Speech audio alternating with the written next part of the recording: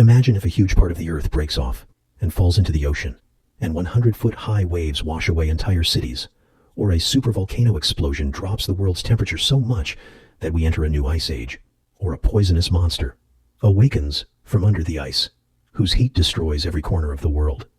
This is not a science fiction story, but natural threats that can end human life in a single stroke. Welcome back to Meboob Videos, viewers. Today we will talk about 4 dormant natural disasters on Earth that have the full potential to destroy the world. According to scientists, the arrival of these natural disasters is confirmed, but when do we first talk about the Doomsday Glacier? By the way, its name is Thwaites Glacier, but why is it called the Doomsday Glacier? You will find out in a short time. We all know that the sea level is rising day by day, and new problems are emerging for humans. But how big the challenges will be, and how much time we have left, all depend on the same Doomsday Glacier, located in the west of Antarctica, which is more than a kilometer deep in many places. That is, deeper than the height of the Burj Khalifa. In addition to being deep, it also extends for 120 kilometers, which makes it the widest glacier in the world. Spread over an area of 192,000 square kilometers, this glacier is so large that 318 cities like Mumbai or 50 cities like Karachi could fit inside it. For the past several years, this glacier has been melting much faster than the entire Antarctic, which has so far increased the sea level by 4%. But the most dangerous thing is its location. The Thwaites Glacier is a small part of the entire West Antarctic ice sheet, but its melting poses a risk of melting the entire ice sheet, due to which, in the coming years, sea levels could rise by 3 meters, or about 10 feet. And this is because the Thwaites Glacier is located right in the middle of the West Antarctic ice sheet. Experts say that the entire West Antarctic ice sheet is centered on the Thwaites Glacier. If it is not stopped from melting, it will submerge the entire West Antarctica, due to which the cities on the coast will be under the influence of seawater. Among these cities, the names of cities like Mumbai, New York, Jakarta, Bangkok, and Dhaka come to the top. If you look at this animation, this is the Antarctic ice sheet. It is quite deep at the center, because the snowfall that has been falling for centuries has made it thicker at the center. As it is getting thicker at the center, the glaciers are coming out towards the Antarctic Ocean due to their weight. Global warming is warming both the water and the air, due to which the ice shelves on both sides are also melting, but at different speeds. Because the land level in the Antarctic ice sheet is above the ocean, water here does not reach the glaciers, and the ice here melts slowly. But the West Antarctic ice sheet is higher. Most of it is below sea level. This means that water can go under it, weaken it further, and melt it faster. This is why the West Antarctic ice is considered the most important part of the world in terms of climate change. To understand it properly, look at the survey map of the land beneath the Antarctic ice. In its east, the land is higher than sea level, which is shown in red and yellow, while in its west, where the land is shown in blue, it is all below sea level. This dark blue part is the lowest, and this is where the Doomsday Glacier is located. Currently, this ice shelf is hanging above the water, while the ocean water below it has hollowed it out. With each passing year, its pieces break off and mix with the ocean, and the ocean water is hollowing it out further from below. Since 1992, the ocean water has hollowed it out 14 kilometers deep. If things continue at this speed, then this entire glacier will break off and fall into the Antarctic Ocean near the Doomsday Glacier, which has already been part of the ocean for the past 30 years. The level has already reached 4%. If it melts completely, it will raise the level of the entire ocean by half a meter. This time may not be far away, because researchers have already discovered a huge crack in the Doomsday Glacier, which is no longer in anyone's power to stop. The question is not whether the Doomsday Glacier will break or not, but when. As you know, this thing can invite a huge disaster. The West Antarctic ice sheet. There is no doubt that after this happens, the melting process will also be triggered in this ice sheet, which will raise the level of the ocean by 3 meters. If this happens, coastal cities will have to be evacuated suddenly. According to a survey by the Intergovernmental Panel on Climate Change, when the cities that will be affected by this move to higher areas, the economic imbalance of the whole world will be seen. In addition, rapid changes will be seen in the weather of the whole world, including dangerous tsunamis, hurricanes, and floods. Now let's talk about the Yellowstone supervolcano. The Yellowstone supervolcano is located in the Yellowstone National Park in the state of Wyoming, USA.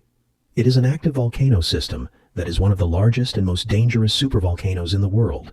Yellowstone is not just a small mountain that can erupt. It is a supervolcano that contains a lot of magma, i.e., molten rock. If it erupts, its effects will not be limited to America alone, but the whole world will face destruction. Yellowstone is located inside a large caldera that is about 70 kilometers long and 50 kilometers wide.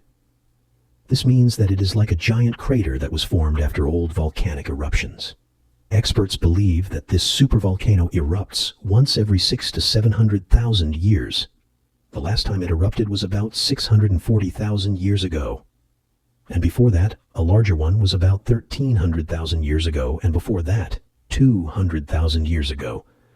Given its past record of explosions, it would not be wrong to say that the Yellowstone supervolcano could erupt at any time in the next 60,000 years. If the Yellowstone supervolcano erupts, its impact will not be limited to just one country, but it can easily engulf the entire world. It will destroy any city within a radius of 1,000 kilometers in a single blow. Due to the explosion, it will release gases like volcanic ash and sulfur dioxide into the air. It will leave behind a cloud of ash that will change the climate of the entire world. The ash clouds will be so thick that sunlight will not be able to reach the Earth for the next several years, causing the temperature of the Earth to drop, and there will be a shortage of food and drink worldwide. Even if the people who survive will be affected by diseases. Due to the presence of sulfur dioxide in the atmosphere, the rain will not be in the form of water, but in the form of acid. According to reports, if Yellowstone erupts today, at least 70% of the world's population could be wiped out. Now comes the turn of the Combreve volcano, 700 miles from the northwest coast of Africa, in the Canary Islands of Spain. This island, called La Palma, was formed 4 million years ago due to the Combreve volcano. This volcano is still active today and can be a great threat to the world. During the last 60 years, there have been several volcanic eruptions here. The eruptions have created a fault line and a crack in this island, which can also be seen on Google Earth. This crack is located 6,000 feet above the sea. Scientists say that if a major eruption occurs, the damage caused by the lava flow will be on one side, but a large part of the island could fall into the sea. Geologists believe that if the fault line cracks completely, about 500 billion tons of rocks will slide into the sea at a speed of 100 kilometers per hour.